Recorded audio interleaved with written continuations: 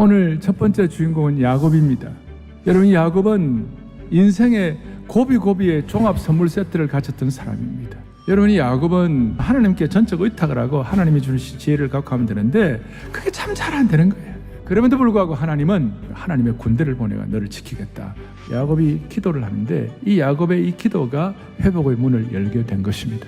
회복의 기도는 이렇게 시작한다.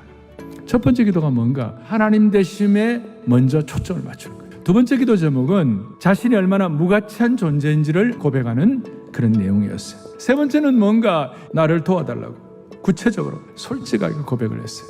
네 번째가 있는데 이 언약은 아브라함에게 또 아버지 이삭에게 주었던 그 내용을 다시 한번 확인하게 된 것입니다. 근데 문제는 기도는 하지만 믿지 않는 아이러니, 이게 문제예요. 내가 믿는 하나님에 대해서 자신이 없는 거예요. 그러니까 기도하고 난 다음에 다시 내가 하는 거예요. 열심히 기도하면 그렇게 믿어야 되는데 인간적인 불신이 날마다 상황 가운데 스멀스멀 올라오기 시작하는 거예요. 야곱은 하나님을 믿으면서도 자기를 위해 일하신다는 그 사실을 그렇게 깊이 믿지 않았어요. 하나님은 나를 도와주시긴 하지만 내가 내 삶을 통제하지 않으면 하나님도 하실 수 없다고 생각했어요. 에서와 야곱이 만나고 난 다음에 에서가 달려와서 그를 맞이하여 안고 목을 어긋맞추며 그의 입 맞추고 서로 통곡하고 울었어요. 야곱이 인간의 꾀를 쓰고 애쓴다고 했지만 그 애쓴 것이 별로 의미가 없게 된 것입니다. 어떤 사람이 날이 새도록 야곱과 씨름하다가 야곱을 찾아와서 씨름한 사람은 누군가? 야곱이 하나님과 씨름한 것이에요. 그러니까 누가 먼저 찾아오신 거예요? 하나님이 찾아온 거예요.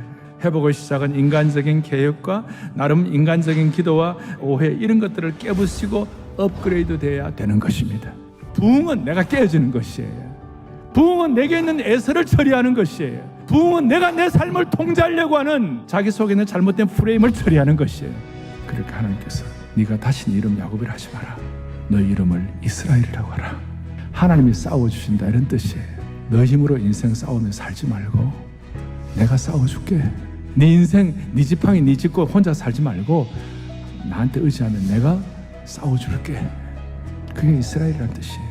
사실 야곱이 하나님과 씨름했다고 하지만 야곱이 하나님과 씨름한 것이 아니라 야곱과 씨름해 주신 분이 하나님이세요. 그러니까 하나님과 싸우는 인생이 아니라 하나님께서 싸워주시는 인생으로 바뀌게 되는 것이, 하나님이 진 것이 아니라 하나님이 져주신 것이. 그의 환도표가 위골이 되고 난 다음에 하나님을 붙잡고 의존할 수밖에 없었어요. 세상 사람들이 볼 때는 실패일지 모르지만 이 시간부터 야곱이 참으로 승리하는 시간이 된 줄로 믿습니다. 그래서 하나님은 날마다 힘 빼기 작업하게 하시고 오늘 이 시대에 내 인생의 환도표를 하나님 치시는 것이 오늘 이것이 회복의 플랫폼이 되는 것입니다. 장기를 부리고 생각 많이 할 때는 두려움, 에서의 얼굴이 많이 보였는데 자기가 위골되고 난 다음에 드디어 하나님의 얼굴이 보이기 시작한 것입니다. 하나님과 씨름해가지고 하나님 대신 싸워주니까 회복이 되고 부흥이 되고 새로워지는 것입니다. 주님께서 분의 일로 만들어주시는 것이에요. 오늘 우리 인생의 다리를 절개하시는 하나님 앞에서 주님이 나와 싸워주시는 그런 인생 되게 하여 주십시오.